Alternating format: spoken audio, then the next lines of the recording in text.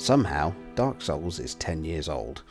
As NGB's resident Git Gudder, I fought a battle for the majority of my tenure on the site against those who would tell you that From Software's Soulsborne games are, to quote our lovely editor Ben, shit games for I've wrote before about my rocky history with the series, from being absolutely anti-Dark Souls thanks to its perceived brutal difficulty, to finally embracing the games and the wonderful worlds that producer Hidetaka Miyazaki has created. For me, the absolute pinnacle of this world design is in the first game of the series, a game which embraces spiralling Metroidvania-like designs of interlinked areas and mechanics that empower players to explore the land of Lordran however they see fit. It's a subtle thing really. Once the player fights their way through the opening sequence of the Undead Asylum, a massive crow drops them off at the Firelink Shrine in Lordran, and they can take in the world around them for the first time. If you've never touched the game before, some of the sights you'll take in won't mean much to you, but from this hub a massive chunk of the game's world is visible.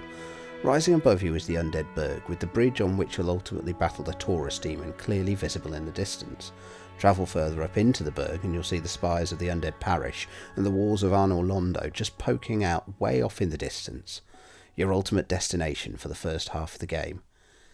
Head over to the opposite side of the shrine and look down into the valley, and the murky depths of the dreaded Blight Town are visible. Venture through the ruined temple and you'll find yourself in the graveyard and the entrance to the catacombs. Now, Dark Souls does have a critical path, something that newer players will quickly find if they try and visit the catacombs or the ghostly new Londo ruins early. Ideally, you should be heading up into the Undead Burg, towards that bridge, and picking your way up to the bell tower atop the Undead Parish. This is where the easier enemies are, and where you will find many early game items that will help your character level up and grow at a gradual rate, easing you into each increasingly difficult boss encounter. But as someone who has revisited the game many times, one of the things I love most about it is how you can just completely ignore that critical path. With the exception of some late game areas, around half of Dark Souls' map is accessible from the word go, allowing savvy players to skip huge chunks or even access powerful weapons and items early for an advantage. What becomes apparent as you explore the map is that Firelink Shrine is the most central place in it, and that most paths lead to or from here like spokes in a wheel, spiralling up and down through the verticality of the world and interlinking to each other. Dark Souls UI does not have a map itself, but the connectivity of the world means it's easy to build a mental picture of where key areas connect into each other, even if some of the more labyrinthian areas of the world could be trickier to memorise at a macro level. On the main path of the game, this becomes no more apparent than the first time you fight through the Undead Parish and take the lift down from the chapel.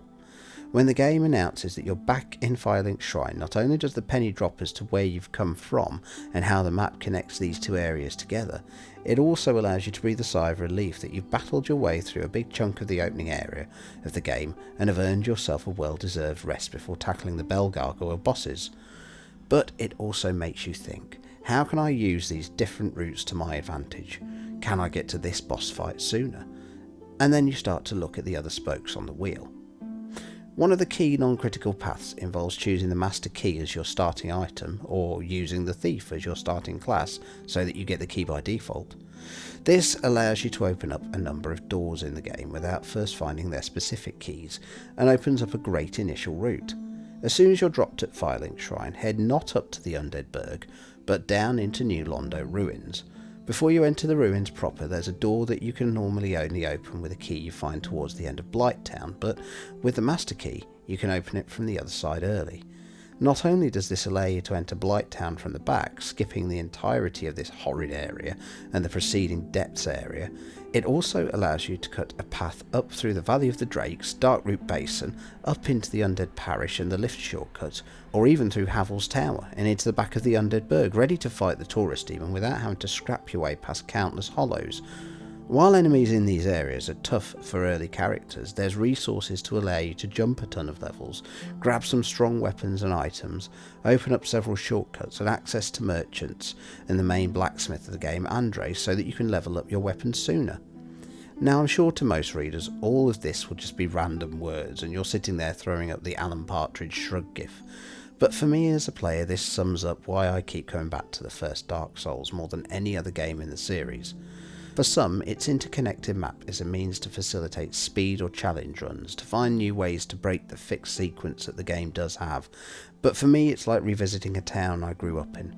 You find the streets haven't changed, you take that shortcut you once found that got you to the shops quicker, and you find your old friend's house and everything's a warm comfort blanket.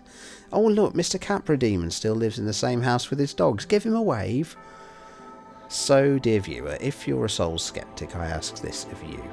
Find someone who can take you on a tour of Lordran, who can show you just how well crafted this world is. Maybe go check out some videos by YouTubers like Zuli the Witch or Vatividya.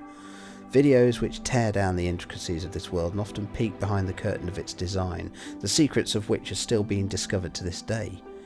What I'd like you to take away is that even if you don't play it, Dark Souls has a level of creativity and connectivity in its design that is rarely seen in video games like this, even in its closest imitators. 10 years on, Dark Souls remains possibly one of the best designed video game worlds of all time, and it's a fantastic achievement that many players are still taking time to visit and revisit it today. Thanks for watching. If you enjoyed this video, please don't hesitate to give it a like and make sure that you subscribe to NGB for all of our upcoming video content.